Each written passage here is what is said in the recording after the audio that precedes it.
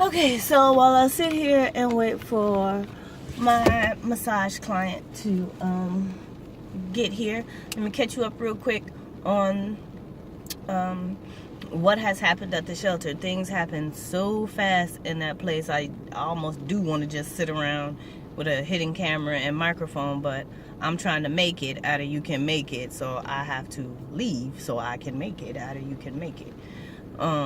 Anyway, so there was this young lady there who, I don't know, I thought, she was regular young girlhood, but long story short, found out that she was actually hiding from a warrant as a sex offender. She did not register herself, and so she had a warrant out for her arrest.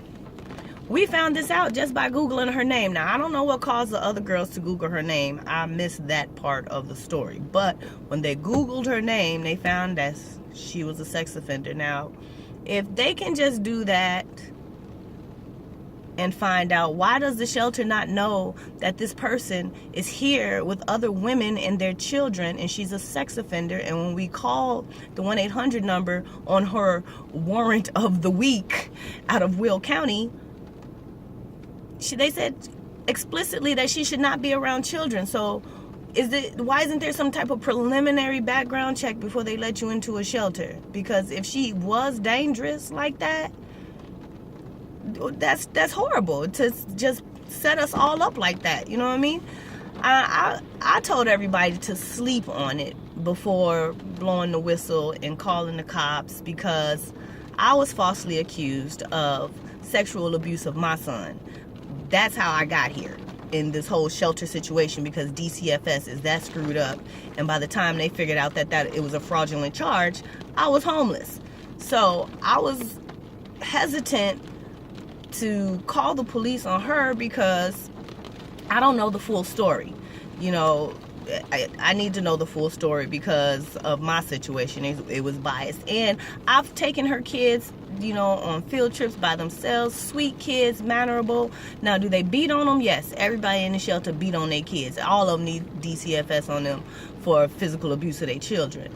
But sexual abuse, I don't know. And plus, she had the other two little girls. She was currently pregnant. So it's like, if you called the police on her, there'd be a whole windfall of stuff that you caused that might have not your business in the first place.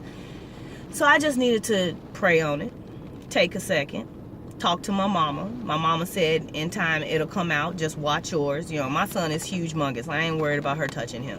I don't even know. It could have been the boy she was with was 16 and she was 18, and that's considered, you don't know. I needed more answers, but I didn't get the answers. By the time I got back to the shelter yesterday, the police had been all through there in everybody's room looking under beds for her. Undercover police cars still parked outside, because they haven't caught her. So I don't know who actually made the call to bring them, the police over, but I'm just confused, one, on how you get into a shelter and nobody knows this. All we did was Google her name. Nothing special, just regular search a name. Not even search a name, just put it in the Google check thingy. Just put it in the search bar.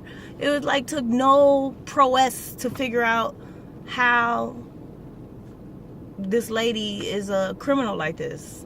Everybody should Google their names just to see what comes up. So I don't know. That was that. Me and my roommate got into a little tiff this morning, but my massage client has gotten here, so I'll have to talk to you about that later. Like all the other tons of stuff that I promised to talk to you about later.